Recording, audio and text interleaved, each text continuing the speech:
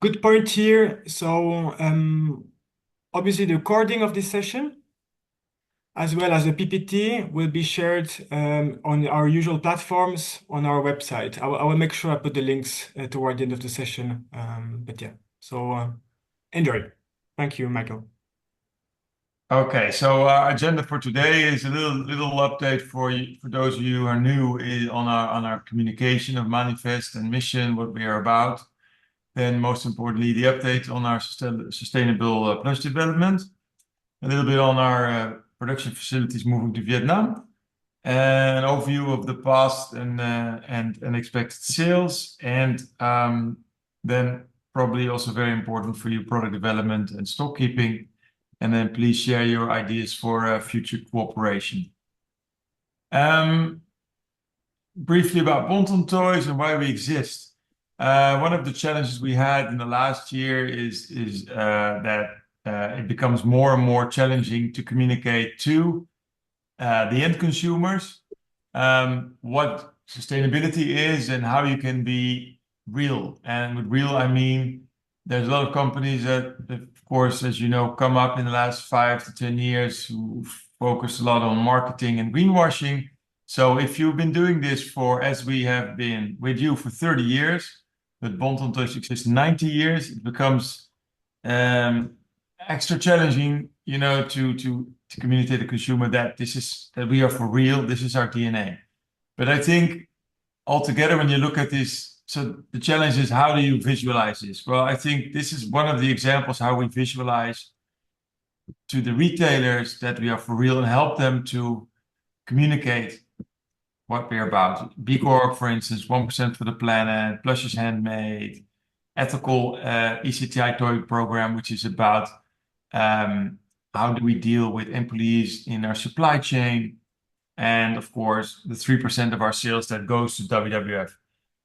All of this should come to a conclusion of commitment, long-term commitment in eco-friendliness, in sustainability, which is not something which is a trend for us. Therefore, we've also written this manifest. We have clear values which we communicate as much as we can. Manifest is a bit long for people who want to read it more interested. So we have different types of communication. People who are super interested, people who just want to have a brief glance through it and feel, okay, this is okay. This company covers what we deem is important. Okay. Then on our sustainable development. So a little bit of a history for you who don't know us or don't know us before the last 11 years. So we were working with WWF for 30 years. So the first 19 years were covered by many different requirements, which are always... Sorry, yes? I put someone on mute. Sorry. Please continue. Is there a question? No. Okay.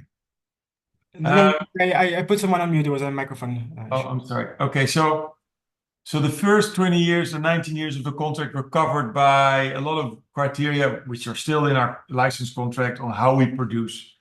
But these are not, global known certificates. So from 11 years ago, 2014, when me and my partner took over Bolton Toys, we started focusing on, together with WWF, with certifications that are known to the consumer, because you can have all these requirements in your contract, how you produce, but consumers and retailers, they need recognizable certificates and labels to be able to convince their consumer that this is a sustainable and eco-friendly product. So in 2016, we did the Edeka promotion under the Blue Angel certificate. We produced under that, which was a big step for Bonte Toys. But the Blue Angel certificate is very well known in Germany, but not so much outside of that.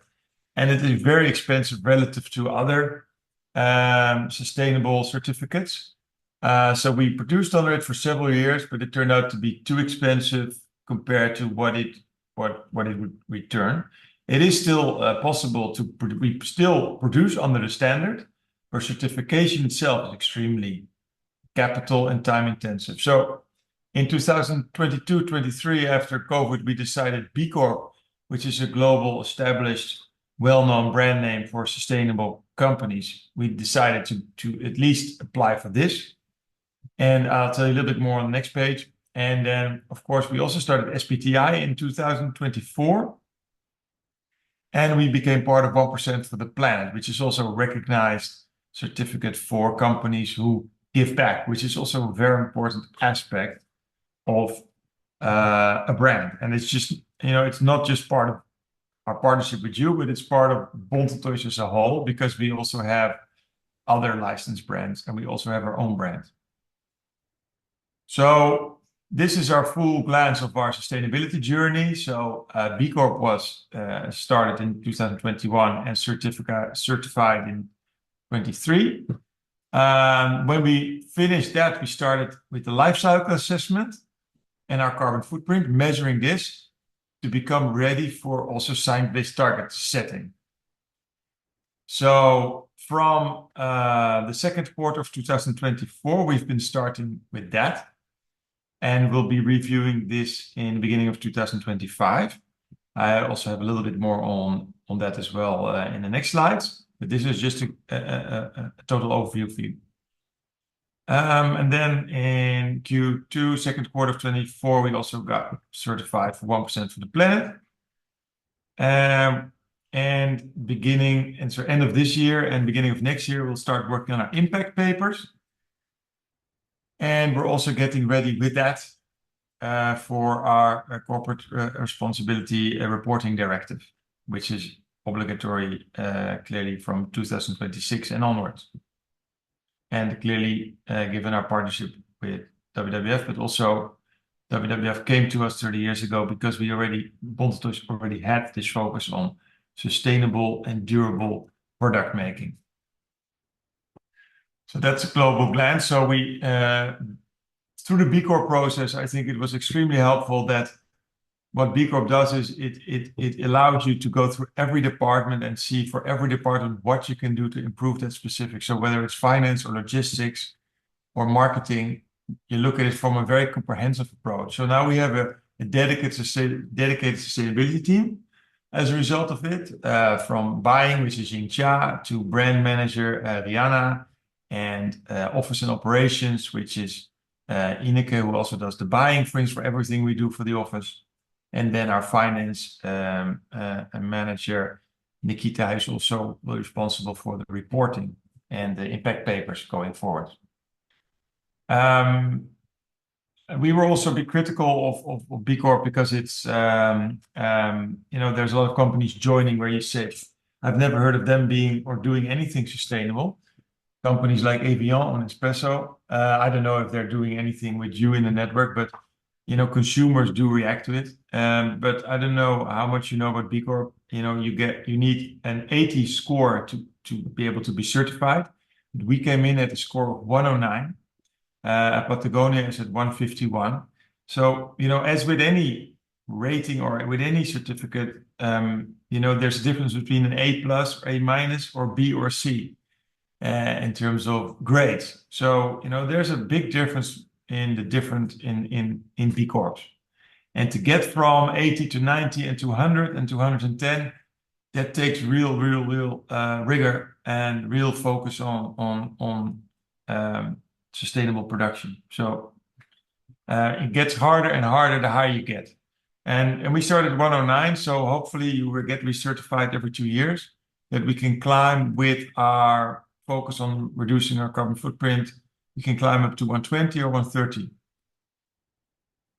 And the reason why we scored well already when we were certified is because we have a very strong focus on the community, as they call it, which is we give not just 1%, as we're now certified for 1% of sales, but 3% of sales is donated to, amongst others, World Wildlife Fund, but we also sponsor Surfrider Foundation, which is they focus on cleanup of oceans. We sponsored War Child. And we sponsor several schools with hot meals for kids. So we really invest in the community. So they regard this as very important. because it shows your commitment. It's not just a trendy thing. We scored really well because all of our filling for all the plush are made from recycled PET. And a large part is already outer shells is also made of recycled PET. I'll come back to later to the trade-off between recycled PET and the classic acrylic, which has a trade-off in durability and longevity. And then the third point we score high on is how we handle workers. This is workers inside of our own company, our head office, but also in the whole supply chain. And then, so the next chapter for us is now the SBTi target setting. Most of you probably know a lot about this. Bond Toys is an SME, so it is not as easy as for a big corporate in a strange way to be part of SBTi, because it's also a very expensive process. But we were able to work with a consultant which also works for WWF and WWF and H&M and some other big companies on how it could be applicable for Bond Toys and how we could work with it. And so on the next page, you see, for instance, one of the targets that we've met in 2023 was that we reduced 44% of our total gas emissions from our office. So this was done by solar panels on our roof here in the office, for instance. So part of SBTi target setting, as you know, is focused on what you do as a company in the Netherlands. And the next step is starting to reduce the supply chain emissions. But first, you have to be able to do that. First, measure, of course, how much you exit, how much your carbon footprint is, which we've done last year. Sorry, for this year in 2024. So now we know this, we can start focusing on reducing it. And I have a little example on the next page. No, it will come on a page later. I'm sorry. So I don't know, probably all of you also know 1% for the planet. I'm curious about your opinions about this as well. But for us, it's been, since we have it now for 4 months, it's very positive feedback, because in the plush toy communication, we are not allowed, and it's also difficult to communicate anything about how much we donate. And we get a lot of questions about this. If people buy plush toys or retailers, so how much is it? And we can't say it because the retail price is not under our control. So because it's not under our control, we cannot say it's X or Y. Also, the WWF contract does not allow it. But people are curious about it. How much is it in comparison to what you do? So, and 1% for the planet is a certificate which is also all about commitment, you know? And so 1% is good, but Bond Toys actually donates 3% of its sales, which equals to 25% of profit. And we've done that as long as we are the owner here, so for 10 years at least, but I know it was done also before that time. But I do know now, and the feedback also for consumers and retailers is that, okay, if you're part of 1% for the planet, this is for real. And strangely enough, even though we've been partnered with WWF for such a long time, we get the same questions as you probably also get in the network. So is this done with child labor? How is it made? You know, you get so many questions, despite the fact that you would expect that if you work with WWF or have 1% for the planet or have B-Corp, that they know or they appreciate or accept that you're doing this in a good way. But still, you get a lot of questions. Okay, so our carbon footprint and life cycle assessment, which we started last year to give you a little bit of insight in this. So we've measured our carbon footprint is 327,000 tons. And the cost of our environmental footprint is 147,000 euros, which is 1% of sales, 1.8% of sales. But to give you a little bit of comparison, I think at Philips, it's around 20% of sales. So I think we are doing not bad in that respect. There's a lot more companies that you can compare with and do scenario analysis with. But we learn a lot from it. Of course, also because we don't use any packaging, for instance, or hardly. This is also a very good thing relative to other consumer products. Our biggest impact comes from our raw material extraction, which is 84%. And transport only has a very low impact, only 12%. So there we have been questions in the past, the disadvantage or advantage of the shipping from Asia. Well, because we now know the transport impact is low, relatively 12%. If you would be able to move your production to Europe, and somehow overcome the fact that labor cost here is at least twice, if not three times as high, which would mean plush would be even also at least two times or three times as high. If you would make it somewhere in Europe, then you still need to move all raw materials from Asia to Europe, or you would also have to make all raw materials and fabrics in Europe. Otherwise, it wouldn't make any sense. And even though, no, sorry, not even though, but if you would start producing here, you would even have more transport movements because the raw material is more than the actual finished product. So moving the production to Europe initially would only increase our carbon footprint. That is one of the conclusions. So this is not the conclusion of that, is that it's not a focus point. The focus point is more on reducing what we can in raw material extraction. Another interesting example of what happened when we switched from non-recycled to recycled filling. So the use of recycled polyester is very big. So we could reduce our footprint by 48.1% by using the recycled polyester, which we use now. And it's also nice that this tool also allows you, I don't know if you're familiar with it, to compare it to coffees or avocados or burgers or whatever you want. So this also helps us to communicate to consumers about this, but also hopefully this helps you a little bit.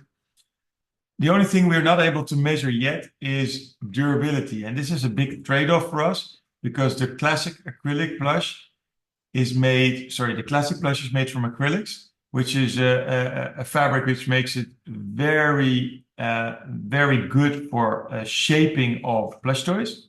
And the polyester is more difficult and less longer lasting.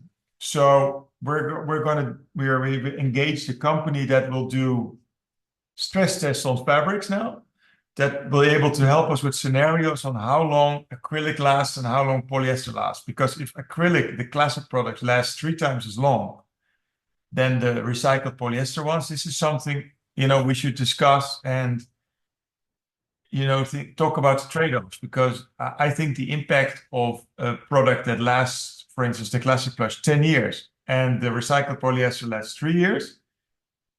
Well, I think it's a quick conclusion that the product that lasts longer has a bigger impact, a very big impact also. So we hope next time we have this call, we can visualize the difference and come to some conclusions of what we think is a good way to go. And because I think just going full for the recycled polyester is not itself the full answer. I think there's a good balance to discuss. Any questions so far? Or Jeremy, you're collecting it? You seem all clear until now, so no question. Okay, so we're also very happy that we were able to open a new production facility in Vietnam. It's not that we've not been happy with our factories. We've been working with our factories for over 30 years. They're Korean owned, but most of them were having their facilities in China. But from our current production, so the new products that are coming in will be produced from Vietnam, and we have a very nice new facility there.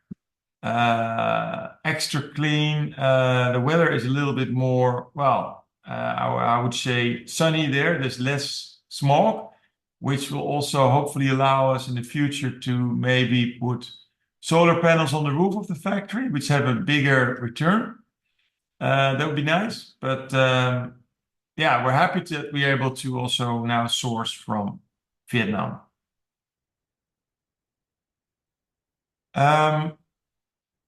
Then a little bit on the Bon Ton Toys Plus sales. And the next this slide is about retail sales, and on the next slide, I have a bit more information on the sales to the WWF&Os. So as you can see here, that when you go a little bit back 2018, there is growth because we're coming from 2014 when the sales was much lower because of a crisis in banking and general economic and retail. It was going up until COVID, basically. Then a strong reduction, obviously, mainly because we sell a lot of plush toys also at airports. People like this as a gift, to give back and to give back to the country where they're traveling from, and it's also an impulse gift. And a gift that you bring home, if you have if you are parents or grandparents and you want to buy something for the grandchildren.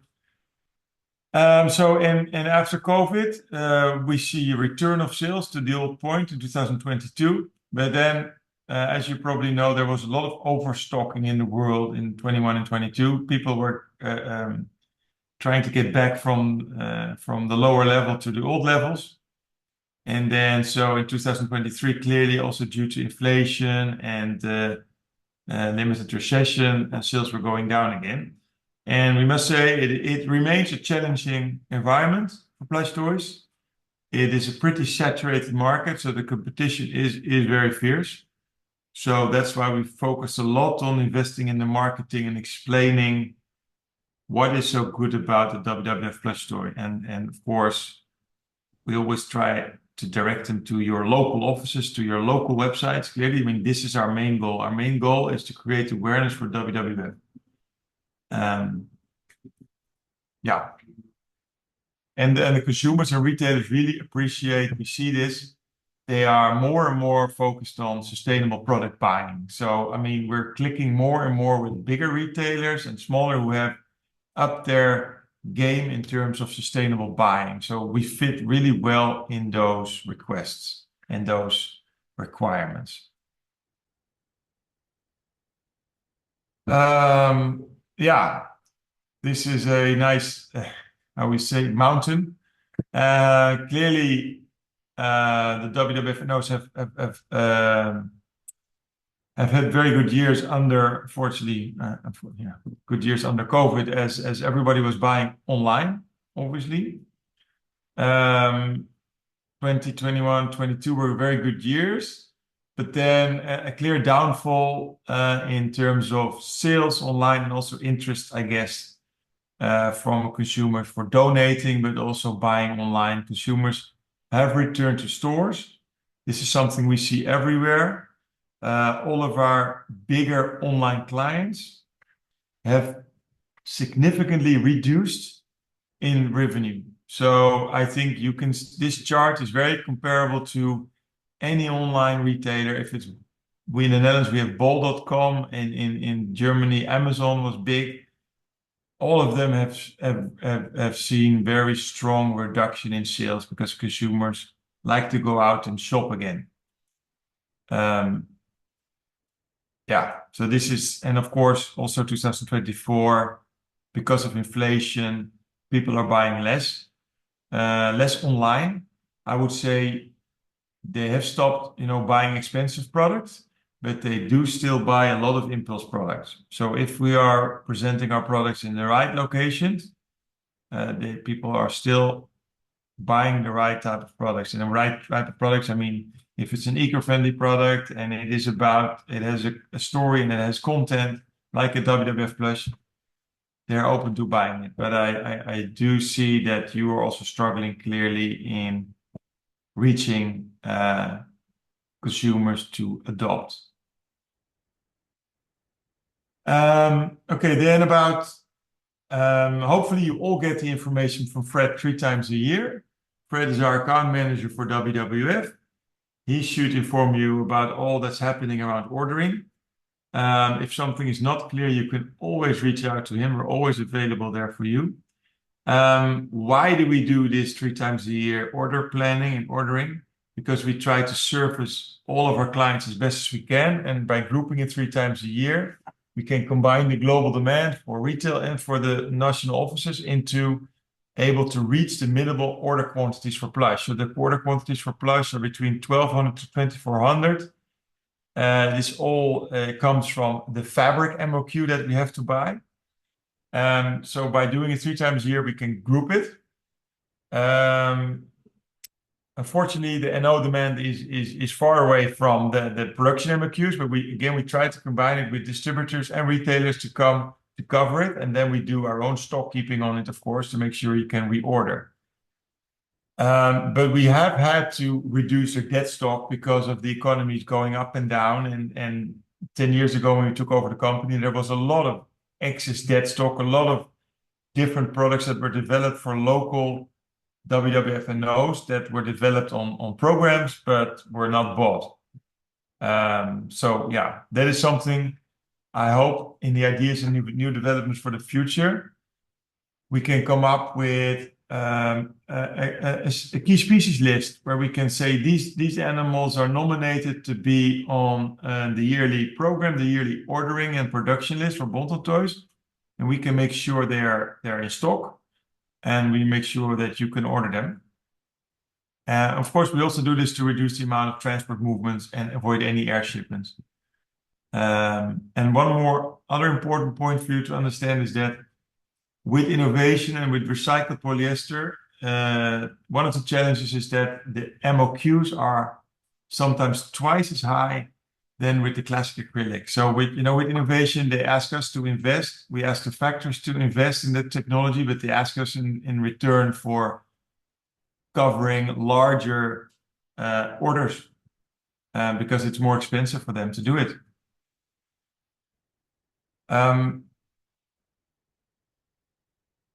Yeah, so how do we develop our products? These products are developed on basis of the best-selling global and well-known endangered animal species, as well as in retail, but also as in NO. Fred, your main contact person, he is also with Bonton Toys for 25 years, so he does really know well what products work well and don't. We've been the last 7-8 years, every year, tried to develop as much new species as we can with you, also sometimes based on requests from retail. But unfortunately, we've seen that outside of a key species range of 30 to 40, which are well-known global animals, endangered animals, these new species that we make, they don't sell really well. People, they tend to go for the lions, the tigers, the polar bears, turtles, the really well-known species, unfortunately. Because we do like it a lot. We are a creative company. We really like to come up with new species. But in many cases, the orders are like around 200 on an MOQ of 2,400. And that is very difficult for us to cope with. Yeah. And then, of course, in the future, we'll also have to weigh out, okay, there's been a request, can you do everything in recycled plush? Well, this depends a little bit on how it looks like, what it looks like. So in some animal species, it looks a lot better. In some, it looks not so great sometimes. It all has to do with the fabric and type of product. We try to do it more and more, but again, durability we think is also still important, and we don't want to sell plush that is recycled, but just because of the characteristics of the fabric itself only lasts for a year or two, And parents, they do wash the plush toy, so you also have to take into account what fabric, what product is better washable and lasts longer. That is something we cannot, I think, just step over. Yeah, and again, as I said, some amazing, which we find amazing but unfamiliar species just do not sell out in certain time frames. But let's talk, please. I think one of the solutions which Jeremy will help us with is that we do a yearly nomination of projects that you work on. So maybe if there's someone, maybe you can tell us a little bit how long before you do these projects you start thinking about it, so you can inform us, and we can do a process where we say, okay, all countries, please combine what projects, what species you will start working on, so we can compile a list and then start working with you, because we can make we've made all of these species in the last 30 years. So it's not difficult for us to make it fast. The only challenge is to combine it and to make sure that at least a number of offices is joining this program. That is our main challenge because this coordination for us is more difficult and we need your help with that. And we need Jeremy's help with that, I think. Yeah, Uh, exactly. On that, the idea is obviously all the offices might want or are setting up adoption programs, sometimes specific on some species that you would like, yeah, like your teams is either indirectly working on or that you would like to kind of push forward. And while obviously Bantam Toy is yeah, will continue always to produce the key flagship pieces that often are of relevance. There are also sometimes more specific ones that either yeah that don't always are available for or manufactured currently by them. So there's an idea of trying to better understand how we can help each other to make sure that we can obviously um, yeah satisfy also the local needs that you would have in the future. Yeah. So we will share with you also, we will start sharing with you a list. I thought for today, not a good idea, but we'll start sharing with you a list where we say, okay, these are the best-selling global species. Of course, you have it in the catalog we send out to you, but we'll put it also in a list so we can make some comments on, okay, these are species that you find important or that you start working on in programs. So we know this. So we know also, okay, if you say this is a program will run for 2 to 3 years, then we know, if it's not sold anywhere else, that we should talk to you and talk to you with, okay, how long will you still run this program and how long do you still need products and how much you think you need? Because with our bigger retailers, we also do planning on what they need for the coming year to make sure that they have it if they list it. And this is a process you have to go through with each other. If you don't do it, it's very difficult for us to understand what you need next year and how long a specific program might run. So I think it requires a little bit closer cooperation. Also, given that the demand for the plush within the adoption or the online the WWF nodes has gone down a bit the last 2 years. It just requires a bit more closer work together. Uh, yeah. Jeremy, we're at 36 minutes, so I'm very open to start with questions or ideas or suggestions, anything. Yes. So while people maybe think about some questions they would have, one from the chat now. So what about the microplastic that gets released when washing? I think this goes back to to the durability and the use of the. Yeah. Well, we communicate on the plush that they should try and wash it as little as they can. But this is also perhaps something we can put into numbers where you compare the microfibers that are released with acrylic versus recycled polyester. But I also know that acrylics, the fabric itself, it's easier to clean without even washing it. It's almost like animal hair that it brushes up really easy. Just if it's mud or something else, you let it dry and you brush it off. Some other products, fabrics absorb dust or stains, and then you can't get it out without washing it. So that's one of the benefits of the more classic fabric. But to put it into technical figures, we have to invest in proving what is the pros and the cons of both fabrics.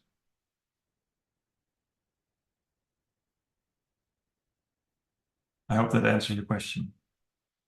Yes, it does. I see this. Your answer in the chat. Maybe remembering the other session you had this morning, there was also a chat that we had about the pricing. So the fact that offices actually can buy from you at a preferential rate.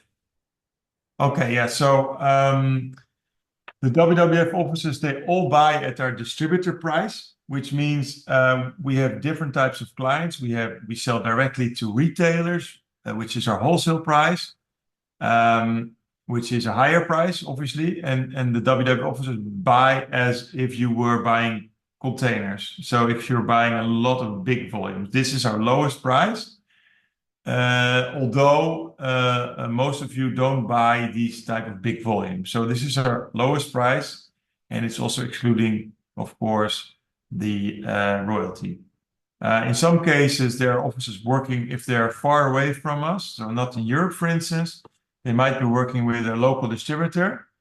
The advantage of that is that they do your importing, they do the transportation to the specific country, they do stock keeping on specific species for that country, and they can also handle, for instance, a species that is not like demanded in Europe.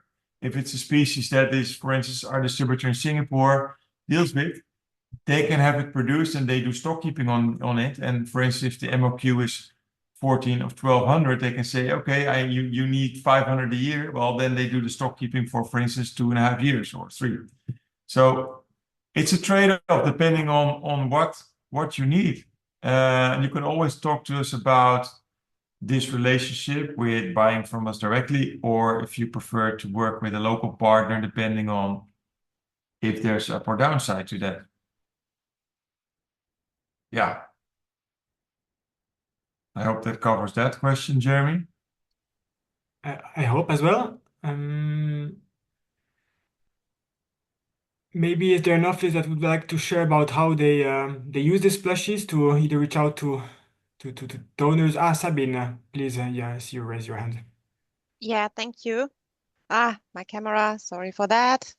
Yeah, Michael, just one question regarding the distribution you just mentioned. As Beta Service, which was the distribution partner for Germany, is no longer handling the plush coordination for us.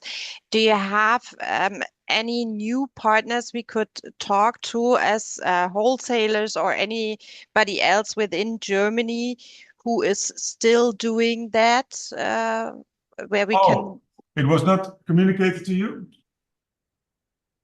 No, we just had the information that beta service is no longer available, but we never heard anything about there's a new partner for distribution in Germany. It was said that we need to order directly, Okay. but Well, have no. okay, good. Well, yes. Well, we work with an agent now, which means that basically you can talk to us directly, or but we have the agent means that we have salespeople in Germany who speak well German and can talk to specific retailers if you want. But I think the conclusion was for us that Beta Service did not have the right focus, and then they were selling also to some onliners, which we were not happy with, which created a little bit of a conflict in online marketing. So we stopped with them, and we thought it would be better to communicate with you more directly. But I will ask Fred. He's not in the call right now because he is celebrating his 25th anniversary with his wife. But Congrats to that. marriage anniversary. So, but I'll ask him to contact you about all new details for the future. Yeah, perfect. Thank you. Great.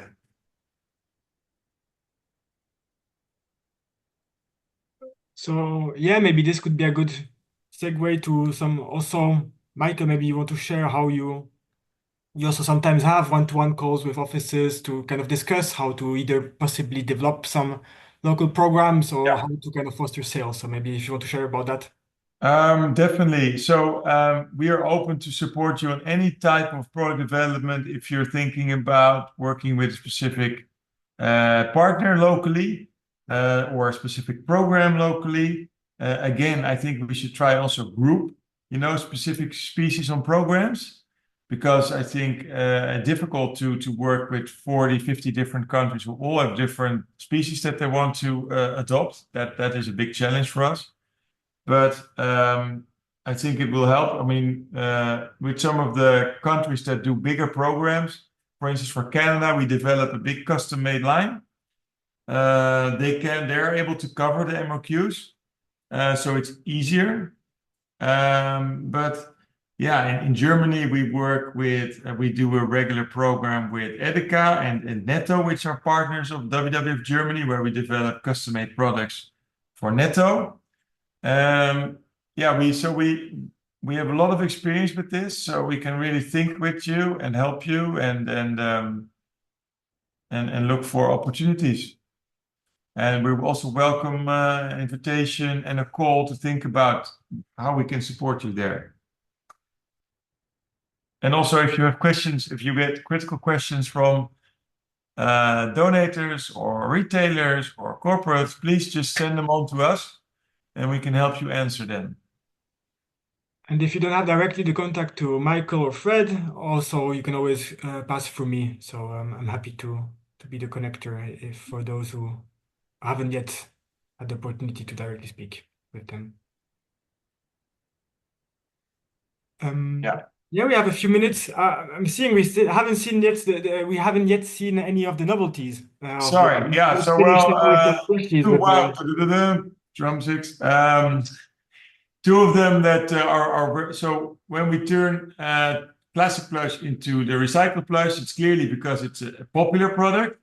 These two are very popular products. I mean, I know part of WWF Plus is that we also have to make products maybe that are not the most famous endangered animals like tigers and lions or turtles, but also llamas. I mean, this is part of our competition landscape in retail. So we also need to make products that are very adorable and that kids love. So that's why we also have the llama clearly, but the koala is a very important species as well.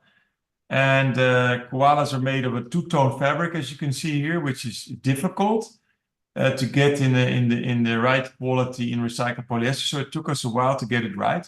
But these two are now new species in recycled polyester. And then also Cup Club is doing still quite well. So we have two new items. The elephant is doing extremely well already for 5-6 years. And yeah, the Cup Club items are just also part of our world where we compete with plush companies that have non-realistic animals. And they do well. And I think they also still create a lot of awareness for WWF and attract consumers to your local websites. And this is an example. I think most of you have your brochures, but some of the key styles that are now in 100% recycled polyester.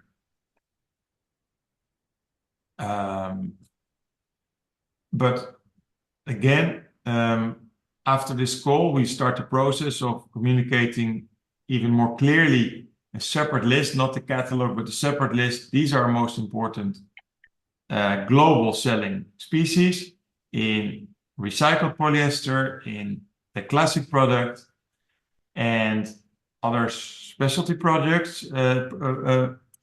which are made for your projects.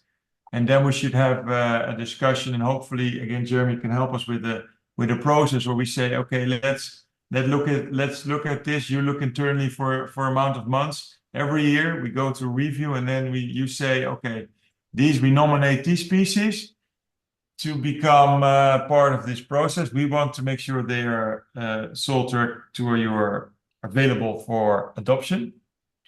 And we can work on this process where we align it more with your demands. Yeah, and of course, this is maybe also a nice kickoff for that we celebrate 30 years of working together with specific species that is very important for you for the coming 2 to 3 years. And we focus on this. I think this is not a insignificant accomplishment that we have been doing this for 30 years together. Certainly one of our longest partnerships, I would say. I don't know in every office, but still. Yeah, but I also always think it's very important to keep reinventing yourself and keep finding better ways to service a world of new consumers that look for kids and young adults, that look for products everywhere online, that look for stories online, that look very differently at this world. So we continuously need to reinvent the way we look at product development, at communication, and everything. So that's what we do for you, but also we cannot do it without you. So Yeah, and yeah, that's us. next year we will, yeah, stay tuned. We will reach out and share more as yeah, as we certainly want to mark that important anniversary next year. So 2025, 30 years. Yeah, as I'm seeing, it's the yeah, we're slightly running um, out of time, but yeah, I put further up the link to that internal site, which we try to keep as updated as possible. But obviously, with the catalogs, we will add lists to also get you a better understanding of all the items that are available. And also, in shortly, yeah, Sabine, just again confirming, we will certainly refresh the Q&A that is already there based on all these latest updates that now Michael shared about. And yeah, we want certainly to put more about that process of how to capture what are the animals that you think are important for your coming adoption programs. So yeah, hopefully a page to go to get information, but also to share with us in a way or the other. But yeah, this will come shortly.